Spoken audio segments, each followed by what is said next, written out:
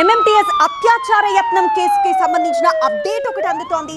అనుమానితుడిని పోలీసులు గుర్తించారు. అనుమానితుడి ఫోటోను బాధితురాలికి చూపించారు పోలీసులు. అత్యాచారం చేసింది అతనే అని కన్ఫర్మ్ చేసింది ఆ యువతి. నిందితుడి భార్యను వదిలేసి ఒంటరిగా ఉంటున్నాడు. అతను గంజాయికి బానిసైనట్లు పోలీసులు అనుమానిస్తున్నారు. అప్పటికే అతని తల్లిదండ్రులు కూడా చనిపోయినట్లు తెలుస్తోంది.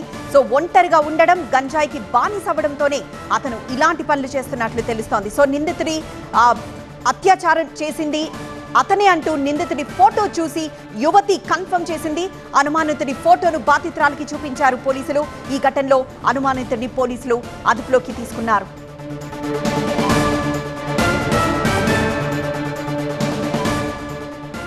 మొత్తానికి ఎంఎంటీఎస్ అత్యాచార యత్నం కేసులో పురోగతి కనిపిస్తోంది. ఘటనలో అనుమానితుడిగా గుర్తించారు పోలీసులు. అనుమానితుడి ఫోటోని బాధితురాలికి చూపించారు. అత్యాచార యత్నం చేసింది అతనే అని యువతి కూడా కన్ఫర్మ్ చేసింది.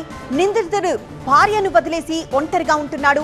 అతను గంజాయికి బానిసైనట్లు పోలీసులు అనుమానిస్తున్నారు. ప్రస్తుతం యువతి ఆసుపత్రిలో చికిత్స పొందుతోంది. మరో 2 రోజుల్లో ఒక కీలక ఆపరేషన్ కూడా ఆ యువతికి జరగాల్సి ఉంది.